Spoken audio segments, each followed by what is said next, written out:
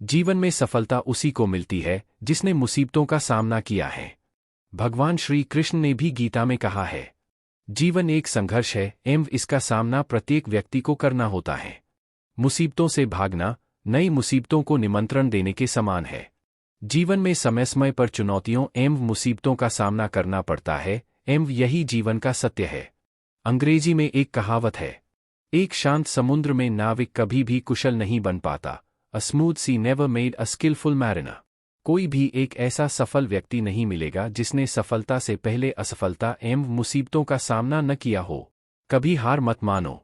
बीच रास्ते से लौटने का कोई फायदा नहीं, क्योंकि लौटने पर आपको उतनी ही दूरी तय करनी पड़ेगी जितनी दूरी तय करने पर आप लक्ष्य तक पहुंच सकते हैं। अधिकतर लोग ठीक उसी समय हार मान लेते हैं जब सफलता उन्हें मिलने वाली होती है। विजय रेखा बस एक कदम दूर होती है, तभी वे कोशिश करना बंद कर देते हैं।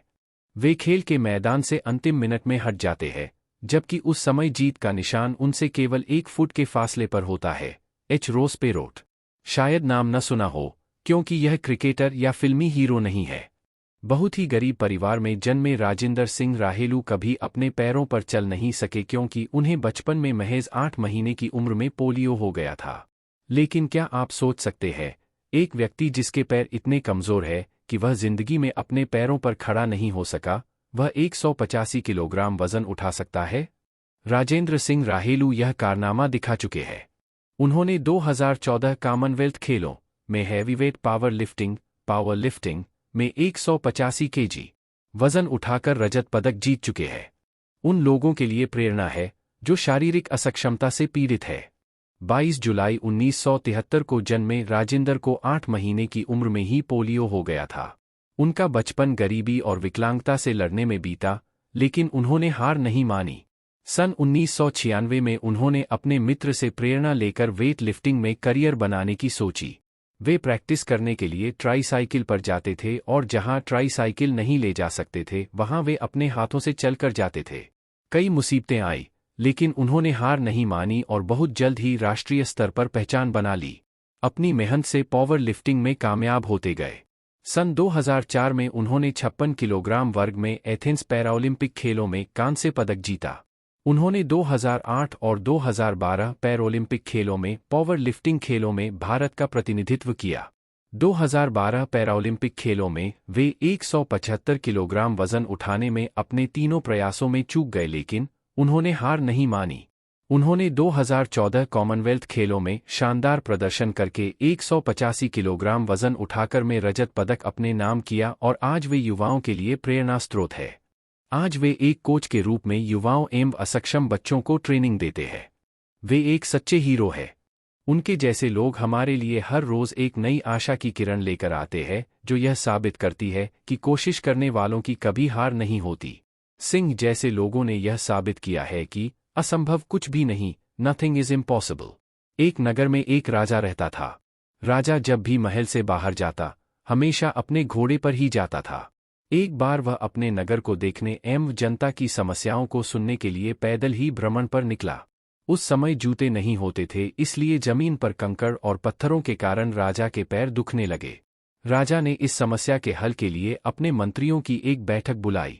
ज्यादातर मंत्रियों का यही सुझाव था कि क्यों न पूरे नगर के रास्ते को चमड़े की मोटी परत से ढक दिया जाए, लेकिन इसके लिए बहुत सारे धन एवं अन्य संसाधनों की जरूरत थी। तभी राजा के पास खड़े एक सिपाही ने सुझाव दिया कि पूरे नगर को चमड़े की परत से ढकने से अच्छा यह है कि क्यों न हम अपने पैरों को ही चमड़े की परत से ढक दें। इससे न केवल हमारे पैर सुरक्षित रहेंगे बल्कि ज्यादा धन भी खर्च नहीं होगा। सिपाही का सुझाव सुनकर राजा प्रसन्न हुआ और उसने सभी के लिए जूते बनवाने का आदेश दिया। एक बार कुछ पुराने मित्र कॉलेज छोड़ने के कई वर्षों बाद मिले और उन्होंने अपने कॉलेज के एक प्रोफेसर से मिलने का सोचा। वे अपने प्रोफेसर के घर गए। प्रोफेसर ने उनका स्वागत किया एवं वे सभी बातें करने लगे। प्रोफेसर के सभी छात्र अपने अपने करियर में सफल थे और आर्थिक रूप से सक्षम थे। प्रोफेसर ने सभी से उनकी जिंदगी एवं करियर के बारे में पूछा। सभी ने यही कहा कि वे अपने अपने क्षेत्रों में अच्छा कर रहे हैं, लेकिन सभी ने कहा कि भले ही वे आज अपने अपने करियर में सफल है, लेकिन उनके स्कूल एवं कॉलेज के समय की जिंदगी आज की लाइफ से कहीं ज्यादा अच्छी थी। उस समय उनकी जिंदगी में इतना ज्यादा तनाव एवं काम कर प्रेशर नहीं था। प्रोफेसर ने सभी के लिए चाय बनाई। प्रोफेसर ने कहा कि मैं चाय तो ले आया, लेकिन सभी अपने अपने कप अंदर रसोई से ले आए। रसोई में कई तरह के अलग अलग कप रखे हुए थे। सभी रसोई में गए और रसोई में पड़े बहुत सारे कपों में से अपने लिए अच्छे से अच्छा कप लेकर आ गए। जब सभी ने चाय पी ली तो प्रोफेसर ने कहा, मैं आप लोगों को आपके जीवन की एक सच्चाई बताता हूं। आप सभी रसोई में से सबसे महंगे और शानदार दिखने वाले कप उठाकर ले आए हैं। आप में से कोई भी अंदर पड़े साधारण एवं सस्ते कप नहीं लेकर आया है। प्रोफेसर ने बात को आगे बढ़ाते हुए कहा, दोस्तों, कप का उद्देश्य चाय को उठाना होता है और ज्यादा महंगे एवं अच्छे दिखने वाले कप चाय को अधिक स्वादिष्ट नहीं बनाते। हमें अच्छी चाय की आवश्यकता होती है, महंगे कप की नहीं। हमारी लाइफ चाय की तरह होती है और नौकरी, पैसा एवं समाज में इज्जत इन कप की तरह होती है।